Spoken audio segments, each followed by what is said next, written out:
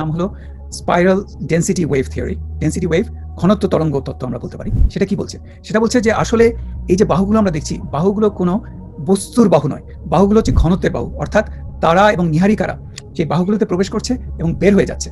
যখন সে প্রবেশ করছে সেখানে তার গতিটা একটু শ্লথ হয়ে যাচ্ছে, এবং গতি শ্লথ হওয়ার ফলে সেখানে যে নীহারিকাগুলো আছে সেখানে এই যে আমরা একটু আগে বললাম যে সুপারনোভা বিস্ফোরণ হতে পারে, যে নতুন নতুন তারাগুলো সৃষ্টি হচ্ছে এবং তারা খুব অল্প সময়ের মধ্যে 100 মিলিয়ন বছরের মধ্যেই তাদের সুপারনোভা হয়ে যাচ্ছে সে জন্মের।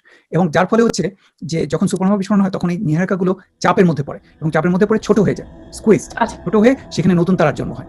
এবং এই নতুন তারাগুলো খুব উজ্জ্বল হয়, তাদের বয়স মাত্র 10 মিলিয়ন বছর কিংবা 20 মিলিয়ন বছর।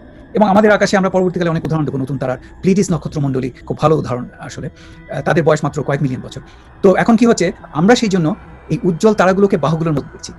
এই যে নতুন তারাগুলো সৃষ্টি হচ্ছে, তারা যদি সূর্যের মতন হয়, তারা আবার তাদের পুরাতন পথে, এই যে ঘোড়ার পথে ফিরে যায় এবং ঘোড়ার যেই গতিবেগটা তারা আবার ফিরে পায় এবং তারা বাহুগুলো থেকে বের হয়ে যায়, পুরনো তারাগুলো। কিন্তু নতুন তারাগুলো বাহুগুলো থেকে বের হওয়ার সময় পায় না, সেই জন্য তারা উজ্জ্বলই থাকে এবং তারা সেখানে সুপারনোভা বিস্ফোরণ হয়। কাজে বাহুগুলো মোটামুটি বলা যায় যে উজ্জ্বল তারার সমষ্টি। বাহুগুলোর বাইরে কি তারা নেই? অবশ্যই তারা আছে, আমাদের তারাই তো বাহুগুলোর একটু বাইরে, কিন্তু সেই তারাগুলোকে আমরা সেভাবে দেখতে পারি না। এম টাইপ তারা হচ্ছে গিয়ে সবচেয়ে পুরাতন তারা মহাবিশ্বে এবং আমাদের গ্যালাক্সিতে। তারা 1 ট্রিলিয়ন বছর পর্যন্ত বাঁচতে পারে এবং এই তারাগুলো এইগুলো ছড়ানো আছে, এগুলো আমরা দেখতে পাচ্ছি না এই বাহুগুলোর মাঝে।